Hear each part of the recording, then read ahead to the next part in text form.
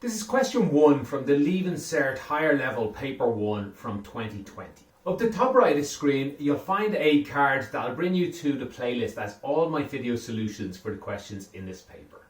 And below the video, you'll find a link to an image of this question so you can try it before looking at my solution. In this question, they give us this formula here. It's fx. Fx is equal to this expression. And they tell us that p is between -3 and 8. They also tell us, it's important later in the question actually, that p is an element of z. That means it's an integer. It can only be whole numbers.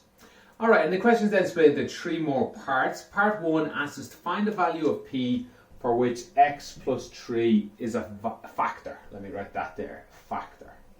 Now that means x must equal -3 is a root. X equals -3 is a root.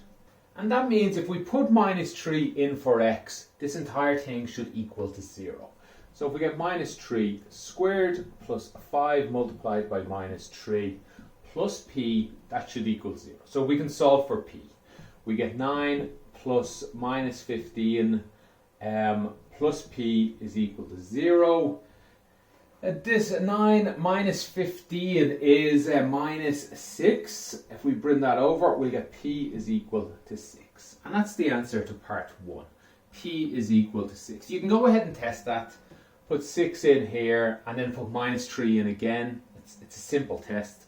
If you did this part correctly, it should be fine. 9 minus 15 plus 6 equals 0, and that is true. Okay, so for part 2, they ask us to find the value for p for which fx has roots which differ by 3. So when p equals 6, one of the roots was -3. This is a new part, so p is no longer equal to 6. We're looking for a new value for p. Well, maybe it's the same, I'm not sure. Where the roots differ by 3. So if we find the 2 different roots, they're 3 away from each other. Now, in a lot of maths questions, there's more than one way to answer it. I could think of 2 ways to do this. There's a longer way and a shorter way. I'll show you the long way first because I can show you the short way really quickly. The 2 roots. To find the roots of a quadratic, we just use the -b formula. So the -b on this, just because we don't know p, that's fine. -b formula on this is -5 plus or minus square root of 5 squared, which is 25, minus 4 times a times c, all divided by 2a. So yeah, by 2 multiplied by a, which is 1, so all divided by 2. We can clean this up, but these are two different roots, the plus and minus ones. So let's write both of them. -5 plus the square root of 25 minus 4p over 2, and the other root is -5 minus square root of 25 minus 4p over 2. These are the 2 roots. They tell us that they differ by 3. That really means if we take them away, we'd get 3, unless we got them the wrong way round. So if we're just be careful of that, maybe put the absolute value there, should equal to 3. If you forgot the absolute value, you should be able to figure it out as the question goes on. So it's no big deal, really. But if you take this side away from this side, actually, it won't be a big deal because we have a square root anyway. We'll have -5 divided by 2 minus -5 divided by 2. They're gone. Those 5s are gone. Hell, let's just multiply everything by 2. 2 is a positive number, so that's fine. We'll take this out and we'll multiply that by 2 to get 6. And then these are just the same term. This minus this. So that's 2 of these there is. This plus this if we clean that up. So we'd get 2 multiplied by square root of 25 minus 4p.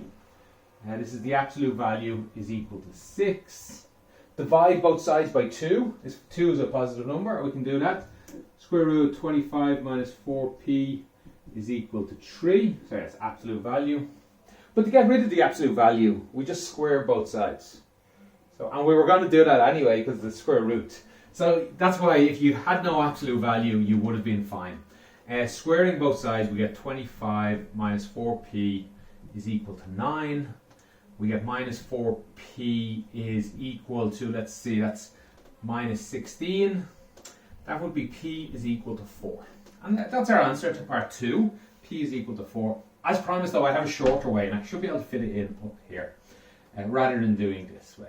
Now this is fine, this wasn't too long or anything. But we also know, when we talk about roots, we often write roots as alpha and beta. And that's because we know alpha multiplied by beta is equal to the C term, which is P. And we also know alpha plus beta is equal to the B term, and that's 5. And this question told us that alpha minus beta is equal to 3. Now, I don't need an absolute value here because, hell, I haven't decided which is alpha and which is beta yet, so it'll fix itself. So we just have 3 equations and 1, 2, 3 unknowns. So we can definitely find P. For example, these two here at the bottom, add them together, we get 2 alphas. Betas are gone, is equal to 8. So alpha is equal to 4. And if alpha is 4, beta must be 1. 4 minus 1 is 3. 4 plus 1 is 5. So alpha is 4, beta is 1. So 4 times 1, P equals 4. That's the correct answer. That would have been enough as well to do it. But yeah, I'd say probably more students would have done it this way, I'm guessing. Who knows at this stage. Right, that's the answer for part 2. I'll rub this out and we'll do part 3. Okay, in part 3, they ask us to find the 2 values for P for which the graph fx does not cross the x-axis. So this is some sort of quadratic, and we'll say maybe it's like this does not cross the x-axis, then we could cross it twice, or we could just touch it. So there's a couple of ways I thought to do this question. I won't do both of them because they're both medium length. One would be to differentiate. You could differentiate this because that would destroy P entirely. And it would tell you where x is. And I think I had a quick look at it. It would tell you x was something like here, minus 2.5, where the center of the lowest point is. And then you can put 2.5 into this, find out what P is if it touches here. So if it's equals 0, the whole thing touches here, and any number above that would be the correct answer. That's one way to do it. Another more common way, what the examiner probably thought you might do, is to look at these 3 options. You want something that doesn't cross it. So maybe these 2 here. And we know these by this. B squared minus 4ac is less than 0 will be this one, equal to 0, and greater than 0. So we want less than will be fine, or less than or equal to, I think might be more accurate because they asked to cross the x-axis. I wouldn't say this crosses it, I'd say it touches it. Now it's not going to matter in this question. You'll see the equals will disappear anyway. Yeah, so they're really asking you to think about this one here. And if you just fill these numbers in, we get 25 minus 4, A is 1 and C is P, so minus 4P. That's happened, that's appeared again. And when is this less than or equal to 0? We'll just play around with it. Minus 4P is less than or equal to minus 25. That means P is greater than or equal. Change the signs. We change the direction. 25 divided by 4 is 6 1/4. 6.25. So that sort of, it asks for 2 values for P. Any P bigger than this will work, but you need to remember they told us P is only between minus 3 and 8. So bigger than this, and they tell us this is where it's very important, this one, it's a integer. So 6.25 won't work, so that's when it's equal to. But bigger than 6.25, there's a couple of answers. P equals 7 will work, P equals 8 will work, P equals 9, no, because it's outside this world. P equals 9 is fine for here, it's fine for this, but it's not fine for this condition. There are 3 conditions, really. P equals 6 is okay here, it's okay here. It's not okay for this one. And that's where we get these 2 numbers here. Alright, that's the answer to that. Part B, I have enough room here to do part B. Part B is its own question. We're no longer looking at this quadratic. And it simply asks us to find 2x, pardon me, 2x plus 5, the absolute value of that, minus 1 is less than 0. Again, I'm going to say this a lot if you watch my videos, there's more than one way to do this. I will do the more common way this time. Although I quite like doing the other way. I like just looking at the world where this number is bigger than 0 and then look at the world where this number is less than 0. And you can solve it that way. That's probably more useful when you do higher level maths. Higher level as in college and past that. Whereas in this case, squaring both sides is going to work fine. So yeah, if we square both sides, we'll get rid of an absolute value. Or first, let's rewrite it.